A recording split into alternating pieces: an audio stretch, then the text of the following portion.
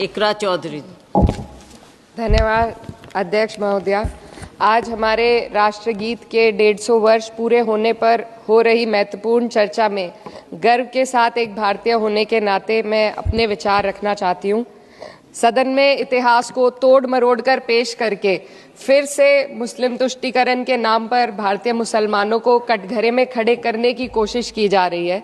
लेकिन मैं सदन में बताना चाहूँगी कि हम भारतीय मुसलमान जिन्ना के आह्वान को ठुकराकर अपने इस प्यारे वतन की मिट्टी के साथ मजबूती से जुड़े रहे। हमने महात्मा गांधी, बाबा साहब डॉक्टर भीमराव अंबेडकर, रविंद्रनाथ टैगोर जी, सुभाष चंद्र बोस जी, मौलाना अबुल कलाम आज़ाद, अशफाक उल्लाह खां साहब के विचारों को अपनाया।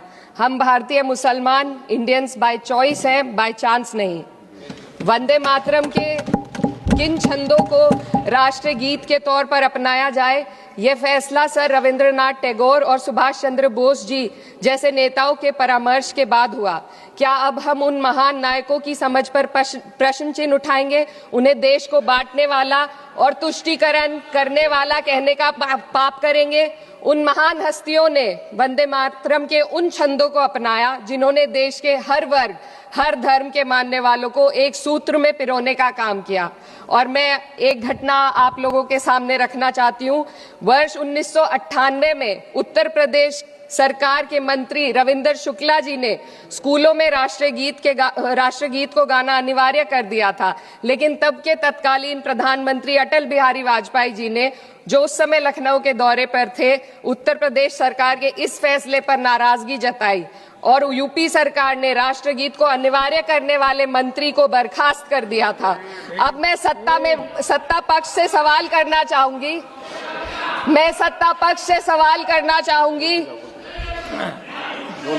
बोलने दीजिए।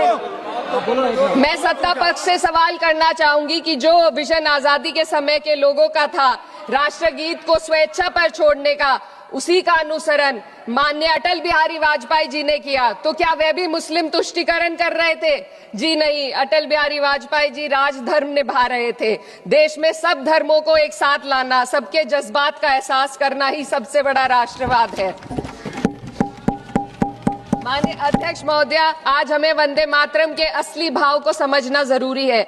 यह गीत तो देश के जल, जंगल, जमीन, हरियाली और निर्मल हवा की वंदना को समर्पित है। यह भारत की जन जन की मंगल कामना करता है कि भारत का हर नागरिक स्वस्थ रहे, सुरक्षित रहे और सम्मान के साथ जी सके। सुजलाम सुफलाम का अर्थ है, सुनिए, ऐसा देश जहाँ स्वच्छ और पर्याप्त जल हो, जहाँ नदियां जिंदा हो, बहती हो, जीवन देती हो। अध्यक्ष महोदय, लेकिन अब जरा यमुना का हाल देखिए। दिल्ली प्रदूषण नियंत्रण समिति की 2025 की रिपोर्ट बताती है कि यमुना के कई हिस्सों में बीओडी स्तर 127 mg पर लीटर है तक पहुंच चुका है, जबकि किसी जीवित नदी के लिए ये 3 mg पर लीटर से कम होना चाहिए। ये सिर्फ नदी का संकट नहीं है, ये किसान का संकट है। नमामि गंगे के नाम पर हजारों करोड़ रुपए खर्च हो गए, लेकिन सच्चाई ये है कि आज भी गंगा और यमुना के किनारे किसान मजबूरी में उसी जहरीली पानी से खेती कर रहा है। वही जहर अनाज में उतरता है और वही जहर किसान की जिंदगी को धीरे धीरे खत्म कर देता है। अध्यक्ष महोदय, जब पानी जहर हो जाएगा तो सुजलाम कैसे होगा? जब किसान बर्बाद होगा तो सुफलाम कैसे होगा? मलयज शीतलम, मलय का अर्थ है मलय पर्वत से बहने वाली ठंडी सुगंधित चंदन जैसी हवा जो जीवन देती है, बीमारी नहीं। आज मैं इस सदन से पूछना चाहती हूँ, क्या आज के भारत की हवा मलयज शीतलम है? नहीं अध्यक्ष जी, बस संसद से बाहर कदम रखिए, एक गहरी सांस लीजिए। ये चंदन की महक नहीं, ये जहर है जो आपके हमारे फेफड़ों में उतर रहा है। दुनिया के 20 सबसे प्रदूषित शहरों में से 13 भारत में है। दिल्ली की हवा में सांस लेना मानो रोज 20 सिगरेट पीने जैसा हो। भारत हर साल सर्दियों में जहरीली हवा के प्रकोप में घिर जाता है। AQI गंभीर स्तर पर आ जाता है। ठंडी हवा का सपना अब गैस चेंबर की हकीकत बन चुका है। हम वो देश हैं जहां सरकार प्रकृति पर बने गीत का मान मर्दन तो करती है, पर उसी प्रकृति, जंगल, हवा, पेड़ को बचाने वाले कानूनों को धीरे धीरे खुद ही खत्म कर रही है। ये है आज के हमारे मलयज शीतलम की अफसोसजनक सच्चाई। अगर हम हवा को साफ नहीं कर पाए तो न सुजलाम बचेगा न सुफलाम बचेगा। माननीय अध्यक्ष महोदया, सस्य श्यामलम का अर्थ है ऐसा देश जहां उपजाऊ जमीन हो, जहां खेत फसल से भरे हो और किसान कर्ज और निराशा में न डूबा हो। आज किसान सिर्फ मौसम से नहीं लड़ रहा, वह प्रदूषण, नीतियों की बेरुखी और सिस्टम की नाइंसाफी से लड़ रहा है।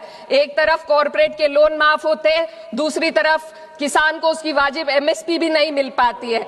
आप ग्लोबल सुपर पावर बनने की बात करते हैं, लेकिन हमारी पर कैपिटा इनकम दुनिया में 136वें नंबर पर है।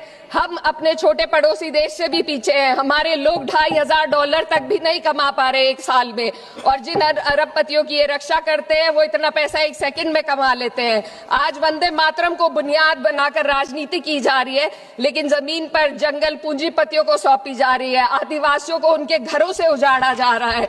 मातरम में जो मात्रा माता है वे सिर्फ मातृभूमि की वंदना नहीं, वे इस धरती की हर नारी, वे इस देश की हर बेटी, हर महिला के सम्मान की बात भी करता है। लेकिन आंकड़े अगर आप देखेंगे, एनसीआरबी की हाल की रिपोर्ट के अनुसार, मैम जसवंत के अनुसार देश में हर वर्ष लगभग 30,000 से अधिक बलात्कार हो रहे हैं। यानी एक दिन में 80 से अधिक महिलाएं यौन हिंसा का शिकार होती हैं, और ये सिर्फ दर्ज मामले हैं। जब जम्मू कश्मीर की एक बच्ची हिंसक अत्याचार का शिकार होती है, जब सत्ता से जुड़े लोगों पर आरोप लगते हैं और कार्रवाई वर्षों लटक जाती है, जब उन्नाव की पीड़िता लखनऊ के दरबार में इंसाफ को लेकर अपनी जान देने पर आमादा होती है, जब बिल्किस बानो के अपराधियों का सरकार के लोग द्वारा स्वागत किया जाता है, तो ये घटनाएं वंदे मातरम की आत्मा पर चोट पहुंचाती है। मैं अध्यक्ष महोदया बस यही कहना चाहती हूँ अपनी बात को अंत में रखते हुए कि वंदे मातरम सिर्फ अतीत की ललकार नहीं, ये वर्तमान की जिम्मेदारी है। ये आत्म मंथन की घड़ी है। यही समय है कि हम वंदे मातरम को सिर्फ नारा नहीं, नीति और जिम्मेदारी बनाए। और अपने जज्बात को मैं आलमा इकबाल साहब के तराना हिंद के साथ इस सदन में रखना चाहती हूँ कि सारे जहां से अच्छा हिंदुस्तान हमारा, हम बुलबुले हैं इसके, ये गुलसिता हमारा, मजहब नहीं सिखाता आपस में बैर रखना, हिंदी है हम, वतन है हिंदुस्तान हमारा।